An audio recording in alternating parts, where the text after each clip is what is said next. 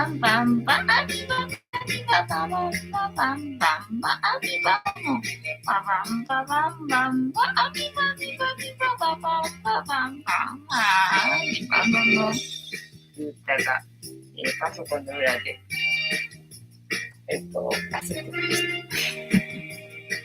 た。うちこさんでございます。本日もお付き合いよろしくお願いいたします。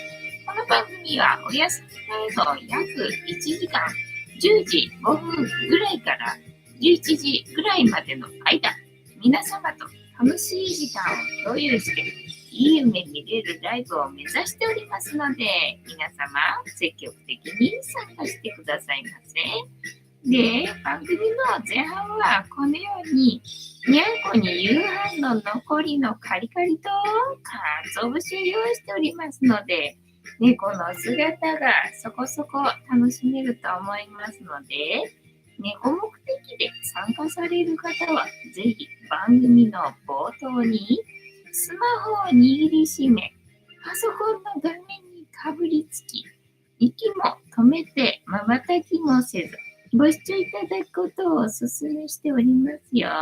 そして、そのままくたばらないようにご注意くださいませ。ちゃんとチャンネル登録とグッドボタンを押して、スパチャを投げてからくたばるようにしてくださいね。で、今画面に収まっておりますのが、グレーのグーちゃん、チャトラのマサルくん。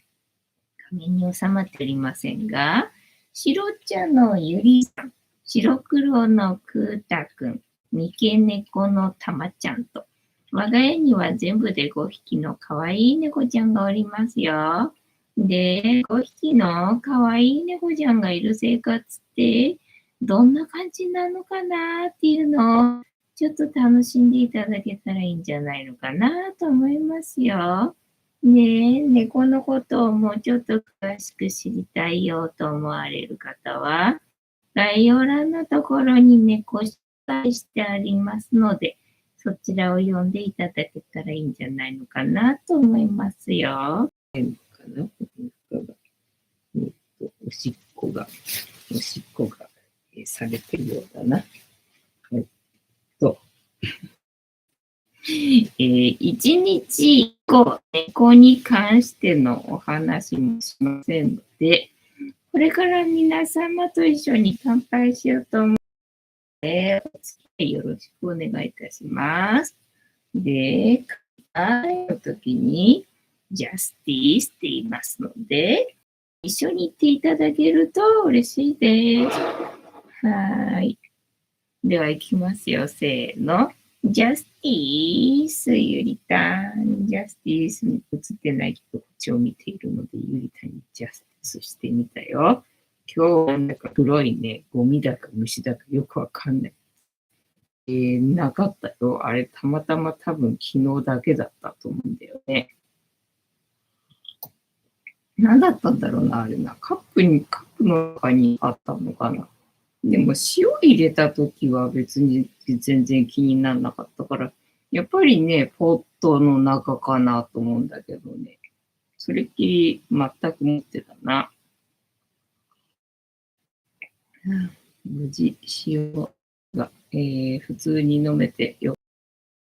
寒かったな。寒かったというか、ね、涼しかったという北風が強くてな、外は寒いって感じだったんで、まあ、それのせいかわかんないけど、結構、お湯を飲んでまして、お湯が足りなかったので、さっきジャスティス用にちょっと沸かしたので、まだね、結構熱い塩入りのお湯でございますよ。それでにゃんこな、ここのにゃんこ昨日暗かったからさ、で、まあ、ここの蛍光灯チカチカしてたやつさ、撮ったんだよね。昨日、なんだっけ、模様替えしてる作業のついでにね。なので、チカチカはなくなったんで、ね、暗いけど、でもね、蛍光灯ついてないよりは、ついてる方が明るいからね、にゃんこの、にゃんこの姿は、まあちょっと明るく見えるからつけた方がいいかな、みたいなね。もうずっと LED だけで生活してんのに慣れたからさ、この蛍光灯の存在忘れてたけど、あ、そうだ、昨日チカチカはしないようにはしたからな。まあ、つければいいか、みたいな感じで、今日は久々に蛍光灯をつけて、ライブをお届けしてる感じでございますよ。少しは明るくなったかな、みたいな。ピオンさん、ジャスティス。うどんは七味だね。そういえば今日なんか七味がかけたくて、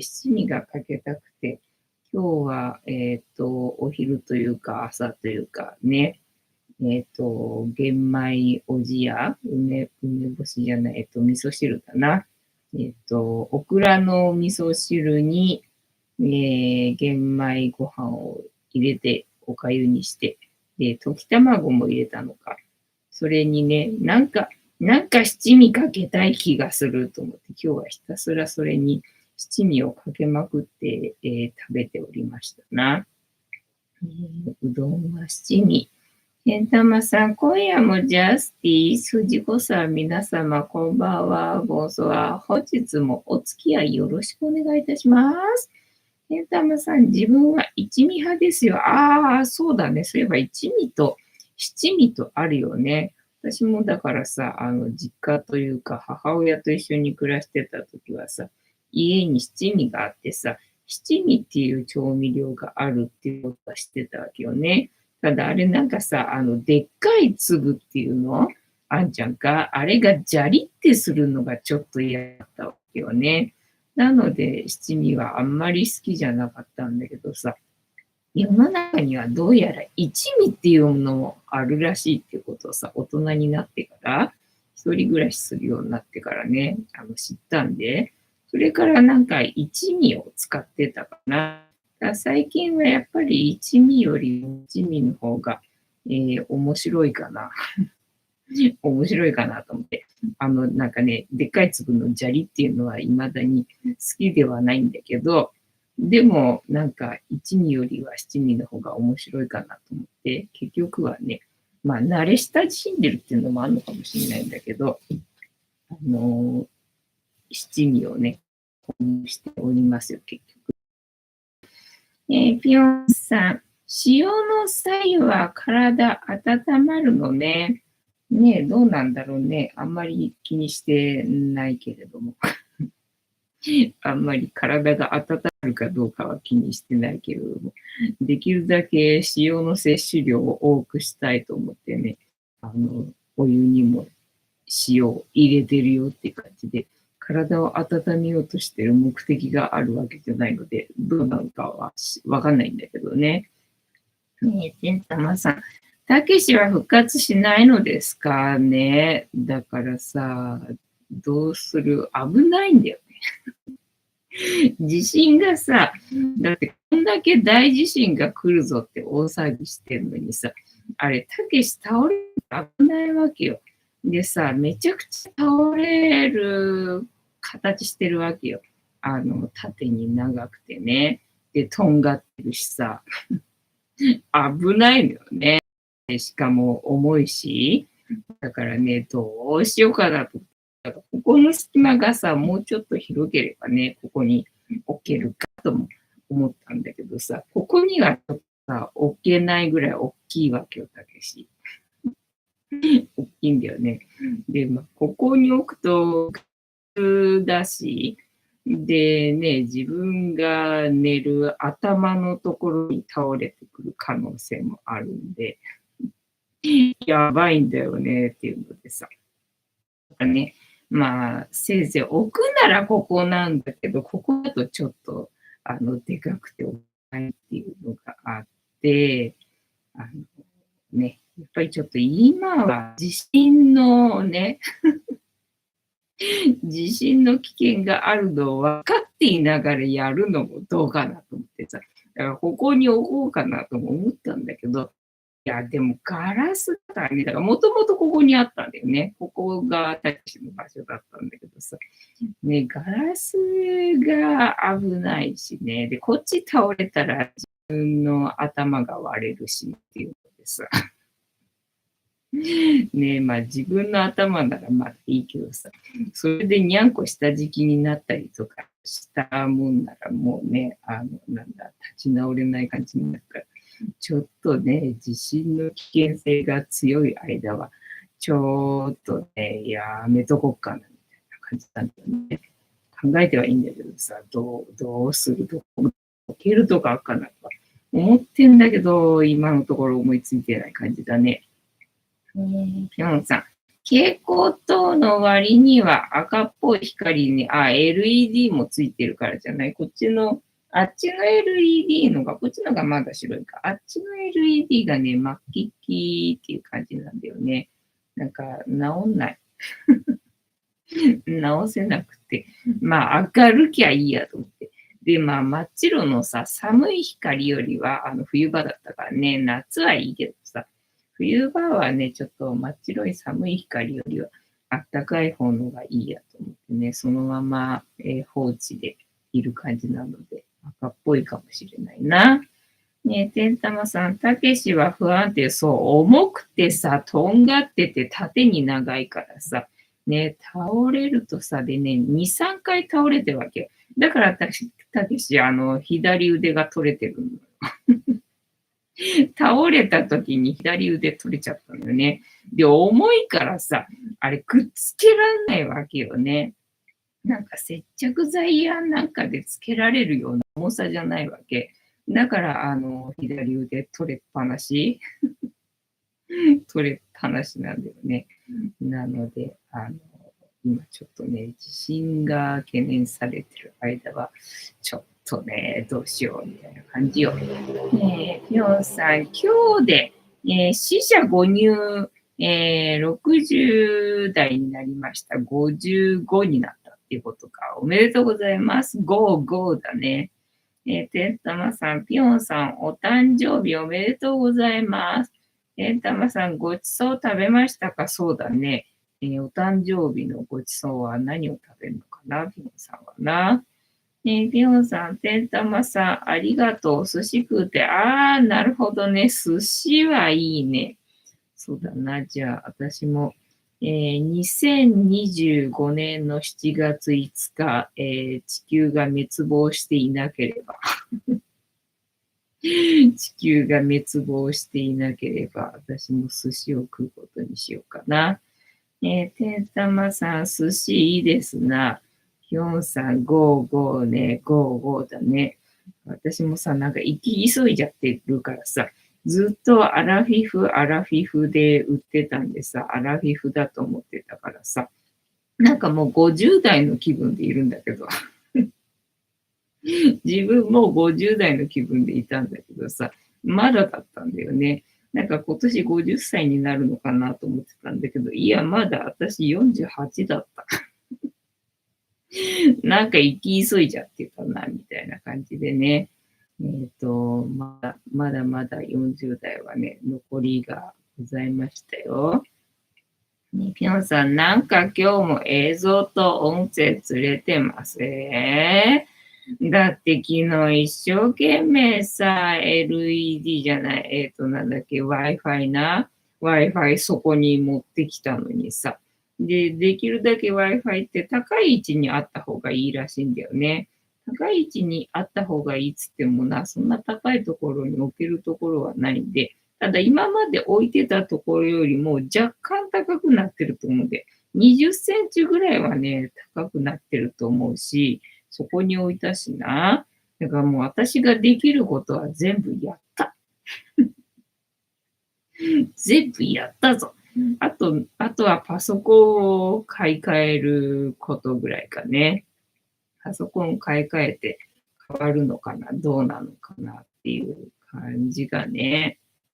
あとはもしかしたらパソコンの中のデータが多すぎるのかな、わかんないけどな。今日もひたすら動画の編集に頑張ってるつもり一日でございました。つもりっていうのかな。まあ今日はあれよ、だったんで、歯医者行く日っていうのはまあ、ね、集中力がないんで、歯医者終わるまでは、ちょっとね、なんかうだうだして、で、歯医者終わってからと思ったけど、今日はね、今日はお買い物で晴れてたからね、お買い物デーになったわけよね。まあ、備蓄、5月4日までに、まあ、できるだけお買い物ね、思いつくものはね、済ませておこうかな、みたいな。で、なんだっけな、東京備蓄ナビだったかな。東京備蓄ナビとかっていうところに行くと、人数と、男性、女性と、あとはペットがいるかいないかみたいに、なんか選択してって、で、検索みたいにすると、自分に必要な備蓄の品揃えと量が来る。で、まあ、表されてるのが1週間なんだよね。だから1週間分よりは、まあね、自分が考えてる方のが多い感じなんだけど、やろうと思いつつやってないやつが出てね、それがまあガムテープ2個とかって書かれてて、ああ、そうなんだな、ガムテがな、もうそろそろまたなくなりそうになっちゃってるから、そろそろ買っとかないといけないんだよねって思いつつ買ってなかったんでね、ああ、やっぱガムテ必要かとかさ、あと軍手は用意してないんだよね。一応まあ古いのがあるっちゃあるんで、まあ最悪それでいっか、みたいな感じでね、準備してないんだけど、みんななんか見にくいみたいだな。えーっと、今日も映像と音声ずれてます。きっと地震の影響ですよね。みんなそうなのかな。てんたまさん、25年7月5日、4時18分にフィリピン海の、海底が破裂し、大津波が来る。そうそう。隕石落ちんだよね。朝の4時何分、やっぱりそんくらいの時間で。だから、フィリピンの、海底が破裂するのか、隕石がそこに落ちて、で、なのかわかんないけど、大津波に来てね、滅亡すんだよな。そうそう、だから私の誕生日な、滅亡するんですよ。天様さんは、未来完全版、たつきりょう。あ、そうね。その漫画まださ、順番回ってきてないから私読んでないのよね。だからとにかくその、7月5日の朝4時ね、地球滅亡説は結構出てきてるんでね、まあ、なんだ、有力かなっていう感じなんだよな。天玉さん、私が見て読んだ。ジャパンさん、電波悪いかもね。もう、あと何よ。あれかな、ゴールデンウィークでみんな YouTube 見てるみたいな、そんな感じかな。サーバーが重いとかかな。てんたまさん、電波も悪いですね。じゃあ、あれか、今日はちょっと見づらい感じな。音声は、まあ、悪くなければな、ラジオみたいにして、音声だけ聞いててもらえればいいんじゃないかって感じだけどな。きょんさん、布テープがいいわよ。まあ、ガムテね、なんだ、ガムテとは書いてなかったっけな。布テープなのかなんだか忘れたけどね。まあ、何かしらだったと思うけど、2個かと思ってさ。ね、予備にもう1個欲しいなと思いつつ、今使ってるのがそろそろなくなりそうな勢いになってきちゃったんでな。予備だけは揃えといた方がいいかなと思ってたけど、2個って書いてあったんだよね。2個ねえなと思ってさ。あとは軍手とうちにないのはね。で、あとは、携帯トイレって書かれてたかね。携帯トイレは準備してないんだよね、と思って。で、あとはペットがいるからペット用品で。ペットの方はね、ペット用品とかしか書かれてなくてね、どんくらいとかって量は書かれてなくて、で、しかもうちの場合5匹だからさ、そこに出てくる量じゃ全然少ないとは思うんだけどさ、みたいなね。ペット用品しか書かれてなかったから、それはあるっちゃあるんだけどね、みたいな感じで。だからあと足りないものって言ったら、その辺かね。軍手、ガム手、あとなんだっけ、水を汲む、袋給水袋っつうんだっけが、必要みたいに書かれてたけど、でもあれ持てないよね、と思ってさ。ね、女性が持てないよね。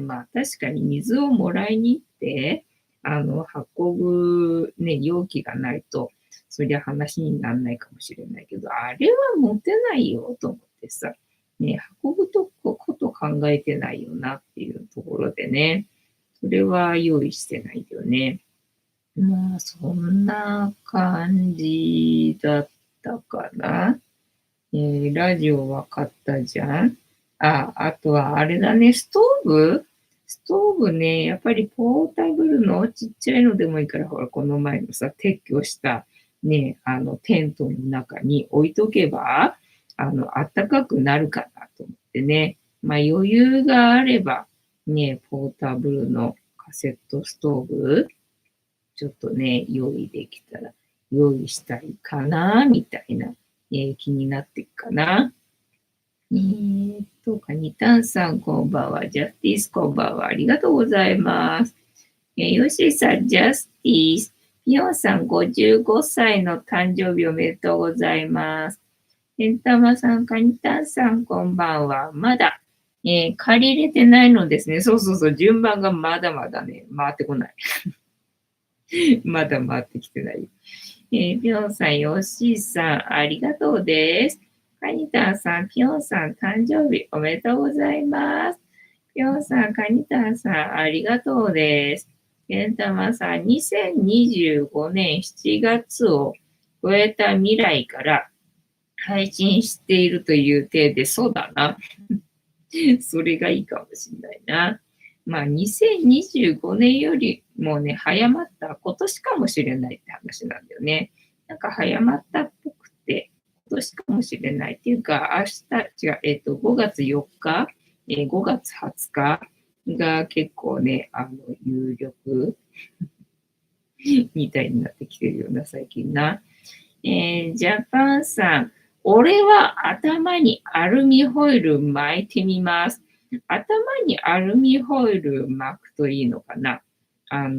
スマホとかさ、そういう電化製品がね、やられるんで、電子レンジの中に、レンジに電源入れてチンしちゃダメだけどさ、入れとけば、その電磁パルスだったっけの攻撃はガードできるよっていう話らしいけどさ。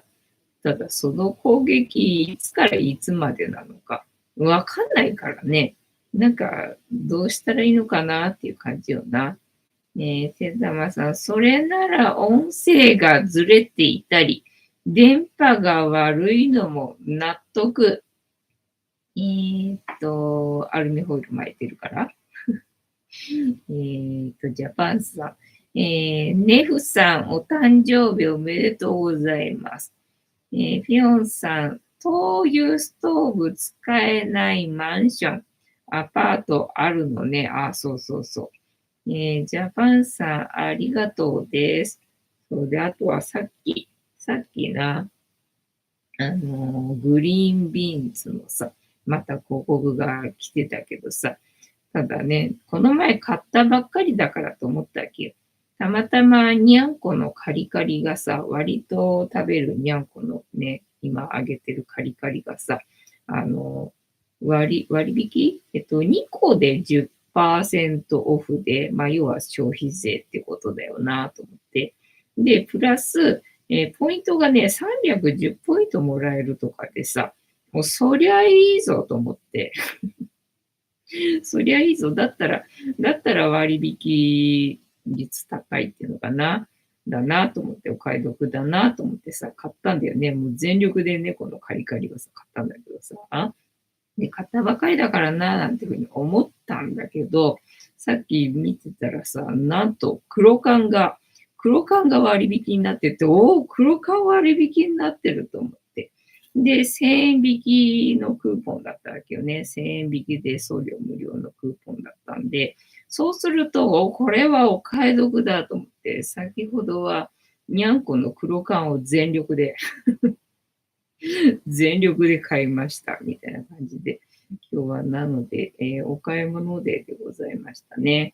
で、まあ、その前にさ、その歯医者終わった後ね、今日は晴れてるからなと思って、ね、5月の4日までにできれば買い物済ましといた方のが良さげかも、みたいなところだったんで、杉薬局行ってね、杉薬局に行って黒缶買ってこようと思って、で、杉薬局行って、でね、電池が15%引きのクーポンと、あとは、なんだ、フロスね、フロスが15%オフのクーポンと、あとは10%オフのクーポンもさ、なんか知らんけど、ついて、なんだっけ、メールアドレスをさ、変えたらさ、メールアドレスから変えたら、なんか初回登録限定割引みたいのがついてきてさ、おやったとか思って、それ使ってね、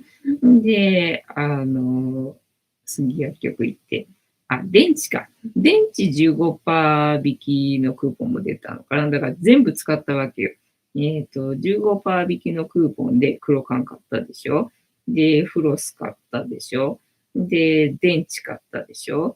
で、あと、なんだったっけ。まあ、とにかくそうするとさ、2000円ぐらいかかっちゃうんで、どうしようかなと思ったんだけど、そうだ、メルペイが、あるぞ。メルペイで杉薬局買い物できるぞと思って、メルペイで買うべと思って、メルペイ使ってさ、ね、杉薬局でお買い物してきたんだけどさ、で、黒缶は1巻しか買ってこ1巻っていうかね、その3個セットのやつ、1個しか買ってきてなかったんだけどさ、まさかのグリーンビーンズでさ、黒缶が割引だから、おい、やったと思って、全力で買ったけど、まあ全力でつっても私の全力はさ、そんな大したパワーではないんで、まあ1ヶ月分ぐらいしか持たないでね。まだやってるようだったら今月中ね、もう1回ぐらいちょっと買おうかなみたいな、感じでおりますよ。えーっ手玉さん、Google と来たら広告だけは綺麗に流れる。そっか、全然解消されてないんだな。よくみんな付き合ってくれてるね。ありがとうございます。黒缶割引は暑い。そうなのよ。暑いのよね。だから、おお、これは買わなきゃダメなやつだと思って。で、しかもこの前さ、アマゾンのポイント貯まってきたからね、なんか買い物しとかなって思った時にさ、前に見た時に黒缶がね、ずいぶん安くなってたんだよ。で、買おうかな、どうしようかなって散々悩んでたんだよね。で、その時はまだポイント貯まってなかったのかな。で、ポイントが貯まったんで、いや、そうだ、黒缶買っとこうかなと思って、で、アマゾンアクセスしたら、もうその安くなってた黒缶はなくなっちゃってて、で、探したけど全部ね、割高っていうの、杉薬局よりもね、ちょっと高いのしかなくなってたんで、で、黒缶買うのやめちゃったんだよね。そしたらね、もう同じようにさ、グリーンビーンズで、今度は黒缶が安くなってるから、そうやったと思って、購入しましたって感じ。ジャパンさん、歯医者って憂鬱だよね。そうそうそう。だからね、歯医者の日は、なんかね、手に、なんかつかないっていうのかな。なんか集中力が散漫っていうのかな。だからその割には今日はなんかね、眠くて。なんか歯医者は午後だったんだけど、午前中眠くてどうしようもなくてね、午前中っていうか午後か、お昼ぐらいね。で、もう眠くてこれはダメだ、寝ちゃおうと思って寝ちゃったんだよね。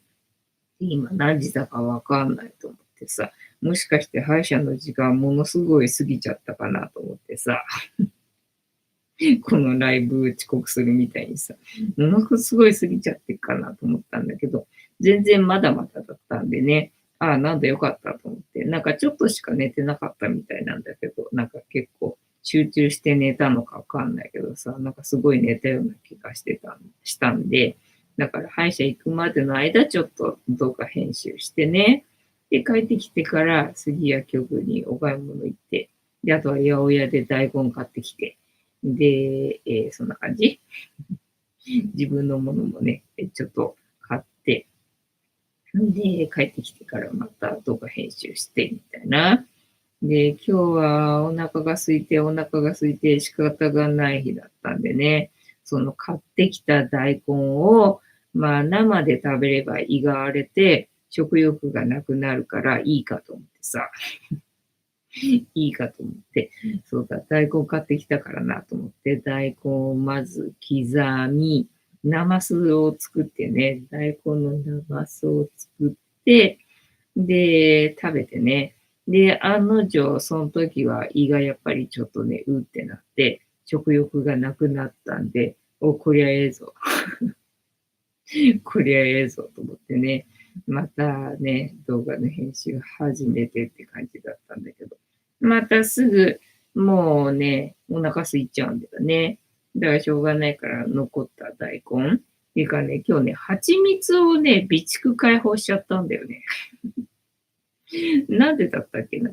蜂蜜をなんか備蓄解放しちゃった。あ、そう、大根。なんか蜂蜜、大根の蜂蜜漬け、を、なんかね、急に作ってみたくなっちゃったんだよね。で、蜂蜜の備蓄はあるぞと思って、で、それがもうさ、白くなってきちゃってたんだよね。さすがにさ。いや、白くなってきちゃってっから、一回これ使っちゃって、みたいな気分になって、で、あ、蜂蜜あんじゃん、ちょうどさ、と思って。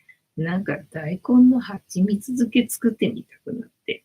で、刻み始めて、瓶に大根詰めて、でね、蜂蜜を解放しちゃったんだよね。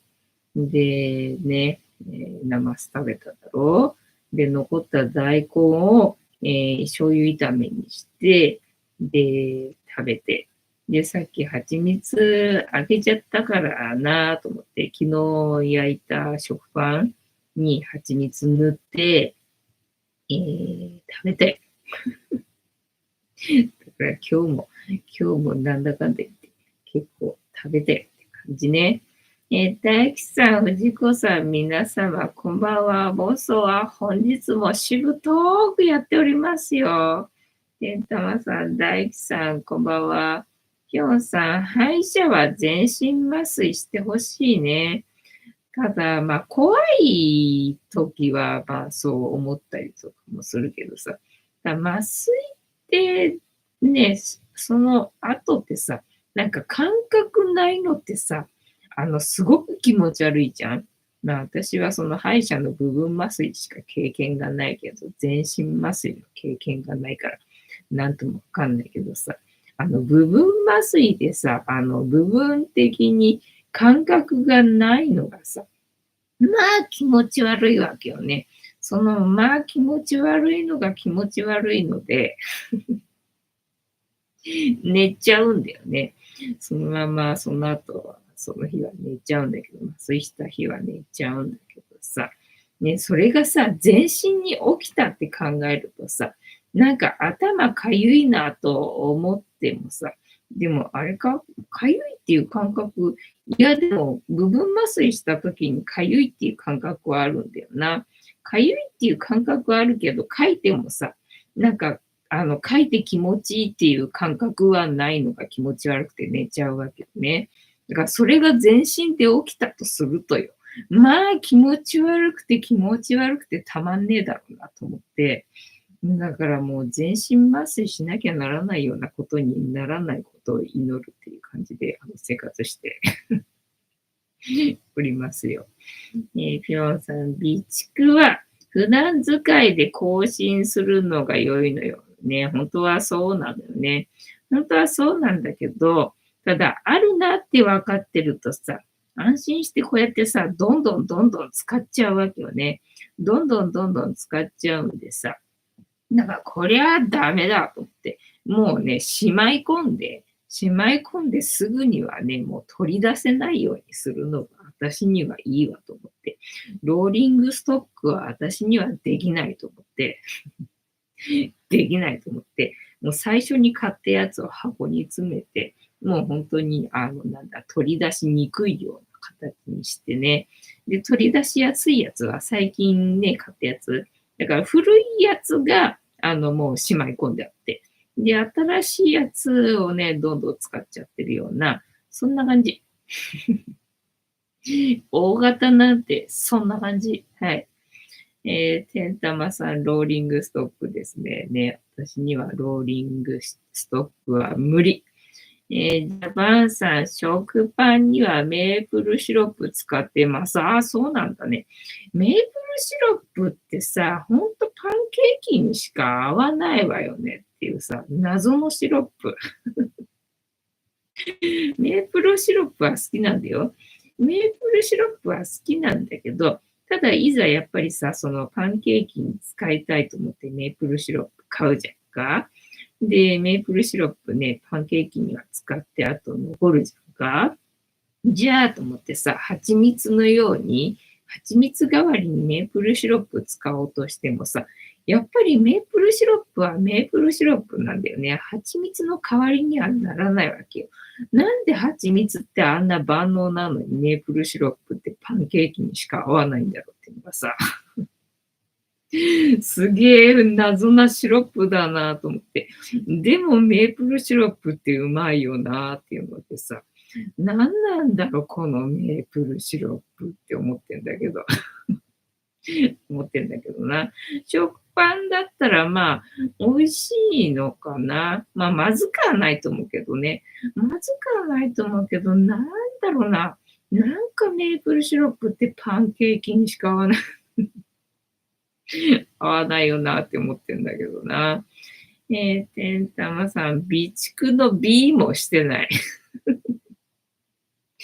まあいいんじゃない。そういう人のところには多分来ないんだと思うんだよね。あ、逆かな。逆かな。してる人のところには来ないのかな。なんだよ、もう、備えてたのに来なかったじゃねえか、みたいな。なんかそういうことになりそうな気がするんだよね。だからしてない人のところには来るかもね。救いようのないコメント。ピヨンさん、なんだかんだで、パンにもマヨネーズがいいわよ。あ、ね、最初さ、パンにマヨネーズって、なんかやっぱりね、バターとは違うなって思ってたんだけど、うちにバターないし、で、マヨネーズが余ってることがよくあるんでさ。ね、で、マヨネーズって塗るのすげえ楽じゃん、パンにさ。でね、めんどくさいからっつって、なんかバターの代わりにマヨネーズを塗るのがさ、なんか日常になってきちゃっててさ、最近パンにマヨネーズ慣れてきたよね。特に何とも思わなくなってきたな、パンにマヨネーズな。なんか最初はなんか合わねえなって思ってたけど、今どってことなくなってきたな。スナットみたいな感じな。てんたまさん。食パンに小豆島のオリーブオイルつけて食べると美味しいです。それは間違いなくうまいな。それは間違いなくうまいな。そうそう、私、パンにオリーブオイルつけるのって、最初は全然うまいと感じなかったわけよね。まあ、パンにっていうか、バゲットにオリーブオイルつけてさ、食べるらしいじゃんか。私、そんなの全然知らなかったわけよ。で、元旦那さんっていうのかな、が美食家っていうかさ、まあ、そんな感じの人だったわけよね。食にこだわりがあって。で、バゲットにオリーブオイルつけて食べるとうまいっていうので、必ずバゲットにはさ、オリーブオイルつけてさ、食べたわけよね。で、私もまあそうなのかと思って、そんな食べたことなかったから、ちょっとやってみたんだけど、そもそもオリーブオイルを食べる習慣がなかったんでね、だからオリーブオイルってちょっと独特な風味があるじゃんか。だからそれがあんまり、苦手っていうのかな。なんか最初は癖があるね、っていう風になって。で、それをさ、パンにつけて食べるのか、そうするとうまくなるのかって思って食べたんだけどさ、なんか、って思ったんだよね、その時もね。ただ、今は逆にもう、そのさ、それにハマって、今は逆にな、そのオリーブオイルな、パンにつけて食べるのハマって、うまいよな。なるほどね。食パンにつけたことはなかったけど、まあ食パンにつけてもうまいだろうな。カニタンさん。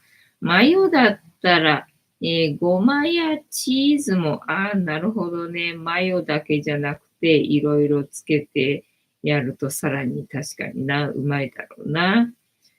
カニタンさん乗せたい。さすが、女性はちょっと一手間な。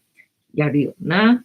私はそういうのがね、考えつかない。思いつかないんだよね。てんたまさん、未来人藤子さんの警告をいただきました。そうそうそう、備えてない人のところの方が来るかもしれないよな。だから、なんだっけ、体内記憶のある子供たちのさ、コメント紹介してる人がね、その子供たちが、最近来てる子供たちっていうのは、忘れ薬を飲んでないんだよ。だから、記憶があって、で、しかも、前生まれてくる子供たちっていうのは、お母さんを選んでくるんだけども、まあ、そのお母さんを幸せにしてあげたいっていう思いで生まれてきてたんだけど、最近の子供たちっていうのは地球を守りに来てるわけよね。地球を守りに来てて、で、しかもそのお母さんね、お母さんが死んじゃうっていうビジョンが見えて、で、この人を守ってあげなきゃっていうので生まれてきてるわけよ。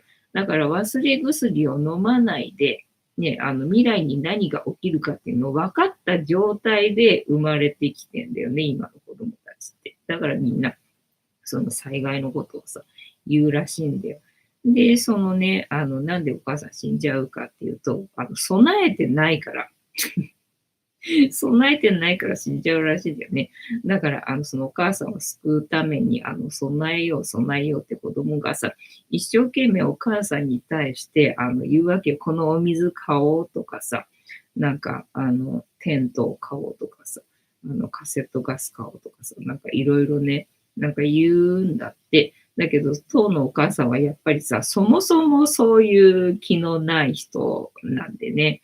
だから、そんなのにお母さん、お金使うの嫌だよっていうふうに言ってね、断るんだって。でね、もう子供が泣いてお願いするらしいんで、お水買ってって。お願いだからこのお水いっぱい買ってって泣きながらね、頼み込むらしいんだよね。なので、やっぱりね、備えてない人のところに来るのかなと。そのコメントをさ、聞いててちょっと思ったんだけどね。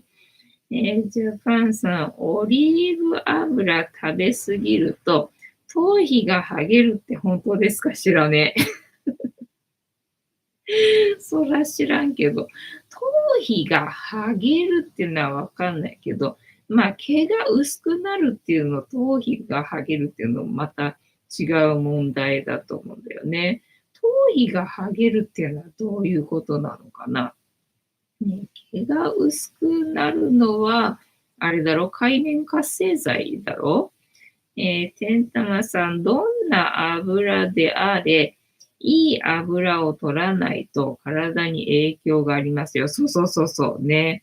だから油は、難しいんだって。だから医者も説明するのが嫌だから、ちゃんと自分で調べろっつってたな。教えてくんないのな。説明が難しいんで自分で調べてくれっつったもんな。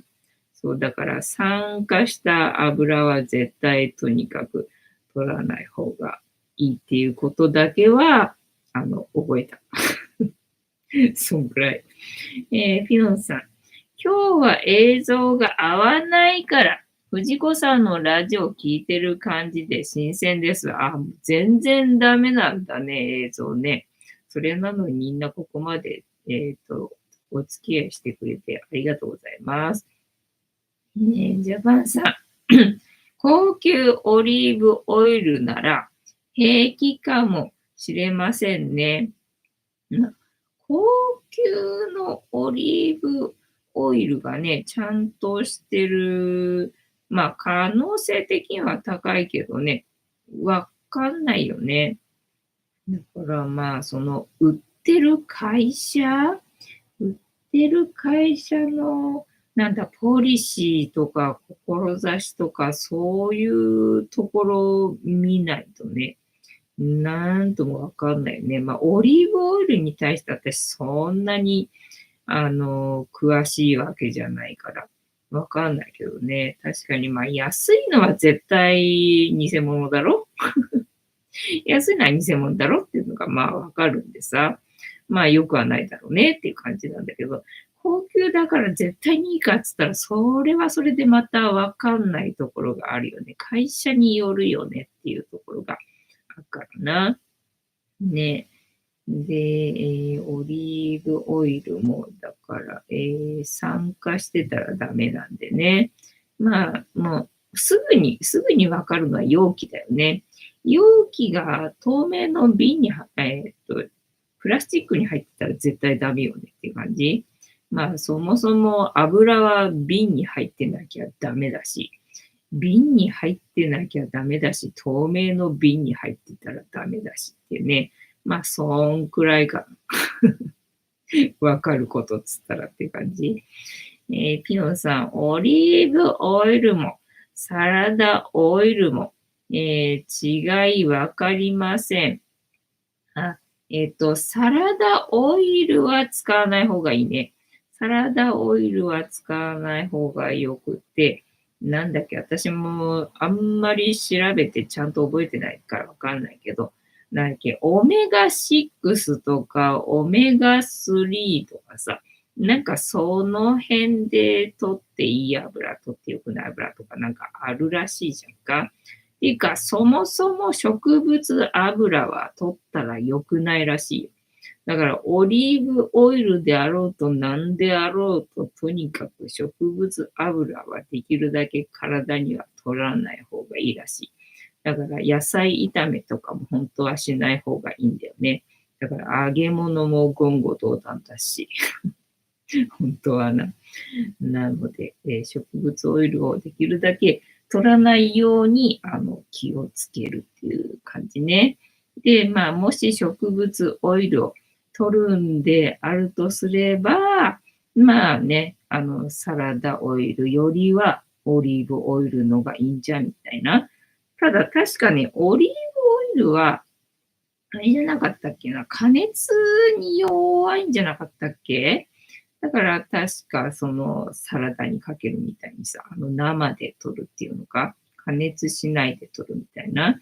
で、加熱に強いのが、米油だったっけ。だから米油がいいかもしれないね。で、ひまわり油は、その加熱に強いバージョンと弱いバージョンがあるので、で強いバージョンだったら、まあ加熱しても OK だけど、弱いバージョンもあるので、それは気をつけた方がいいみたいよっていう感じ。ぴょんさんを、読んだ。てんたまさん、あずきしまさんで 200g で5000円のオリーブ、ね、油もありますが、1500円ぐらいで十分ですよ。そうそうそうね。もう本当、キリがないからね。どこで妥協するかみたいな感じよね。だからやったら高いけど、それがまあ、その値段に見合ってるもんなのかっていう見極めがまずできないでさ。とにかく安全性で考えたら、まあそこまでいかなくても確かにね、1500円ぐらいだったら、まあ多分安心なものがね、手に入るんじゃないですか、みたいな感覚はあるよな。で、それで、ココナッツオイルが加熱にも強いんで、まあいいですよっていうことらしいよな。で、ココナッツオイルが、まあね、油として取るなら、まあいいかと。で、あとはまあ動物性の油、バターの方が、まあいいかなっていう感じ。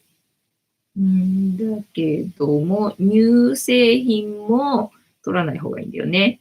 なので、難しいなっていう感じよね。だから油難しいんだよねっていう感じね。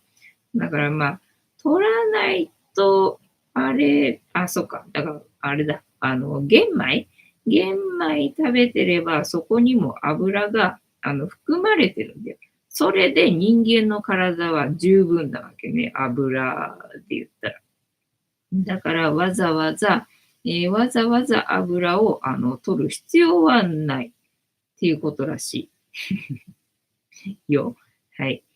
ピモさん、揚げドーナツの油染みてるのうまいよね。ねえ、ほんとさ、うまいよな、揚げ物って。揚げ物ってうまいよな。ジャパンさん、オリーブ油と、岩塩とバルサミコ酢、サラダにかけると、シャレオツ感ありますね。ありますね。ありますな。ありますけどもな。日本人の体に合うかっつったらな、それは合わないんだよな。合わないんだけど。まあ、うまいのには人間勝てないよな。だから、食べてればいいんじゃないの。どうせね、あと1年の命だ。あと1年の命だからな。それまで悔いのないように生きればいいんじゃないですかね。天玉さん、高松駅にミスドができたのよ。よかったね。さすがにミスドはもうね、美味しく感じないね。美味しく感じないね。そうそう。だから油の何がいけないかって、高温ね。高温にしちゃった油が、まあ、とにかくダメなわけよ。高温になった油はトランス脂肪酸なので、トランス脂肪酸はね、もう全然ダメなのよっていうことよね。てんたまさん、ジャパンさんは料理上手さ、確かに。そうかもしれない。そんな発想浮かばないもんな。もう、だってそもそもバルサミコ酢を私は料理に使ったことがないからな。まあ、岩塩もうちにないけどさ、オリーブ油がちょっとあるかなぐらいな感じで。岩塩もなければバルサミコ酢も使ったことねえからな。ジャパンさんは間違いなく料理上手だと思います。ジャパンさん、全然です。また謙遜しちゃってな。はいはい。というわけで、本日も武田ではございますが、いいお時間になってまいりましたので、そろそろお開きにさせていただきまして、調子が良ければ11時ぐらいまで毎日のようにやっておりますので、お時間合うときはお付き合いいただけると嬉しいです。で、私の人生の目的は私の笑顔で私とみんなを幸せにすることですので、チャンネル登録がまだの方はチャンネル登録とグッドボタンを押してスパチャを投げていただけると私が笑顔になりますのでよろしくお願いいたします。あと、ご無理でなければお友達へのシェアもよろしくお願いいたします。猫の姿がな、猫がここにいるからな、すいません。猫の姿が物足りなかったよって方は、このチャンネルには猫の動画がいっぱいありますので、そちらを全部見といていただけたらいいんじゃないのかなと思いますよ。ってなわけで、本日もお付き合いありがとうございました。次回も見てくれるかな？はーい。いいとも。じゃんけんぽい。はい。ではでは、いい夢見てね。おやすみなさい。